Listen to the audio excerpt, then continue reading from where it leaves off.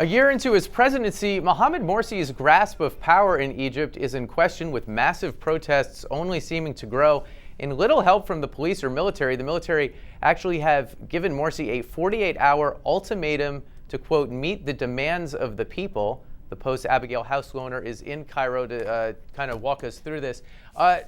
Abby, with an ultimatum, there's supposed to be a, if you don't do this, I'll do that. But both ends of that bargain seem a little unclear. What exactly is the military asking of Morsi?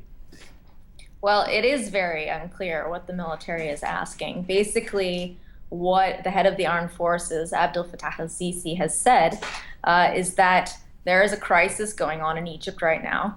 And if Morsi, the government, and opposition forces do not move in the next 48 hours to find some sort of resolution to this crisis, then the military is going to step in with its own plan of action. Now, it's unclear exactly what a resolution would look like and what exactly the military means when it says it's going to step in with a so-called roadmap. But the time that we've heard the military use roadmap in the past was in February 2011, when the military stepped in with a roadmap for a transition to relieve Hosni Mubarak of his powers.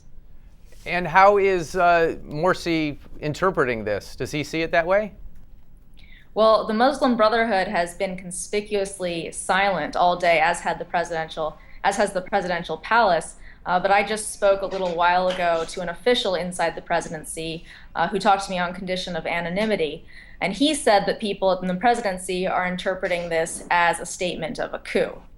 So this could have very dire consequences for Morsi and for his administration and for Egypt's transition.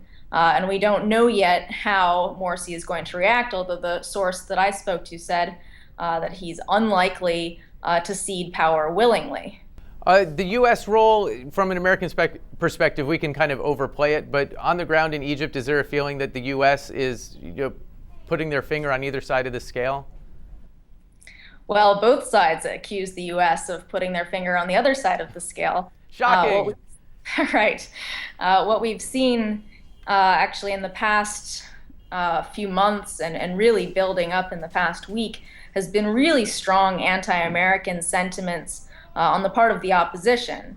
Those are the people who are seeking to bring down Morsi. Those are the hundreds of thousands of people who we saw come out into the streets over the weekend and into today.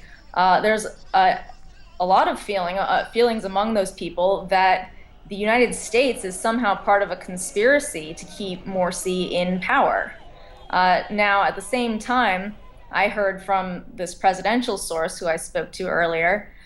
He told me that the presidency is under the impression that if the military is planning to carry out a coup, that would not happen without the acquiescence of Washington.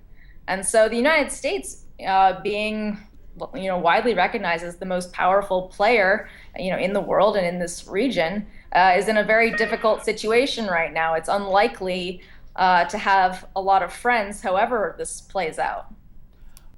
Okay, Abby, thanks a bunch. Waiting to see what happens between now and Wednesday. No problem.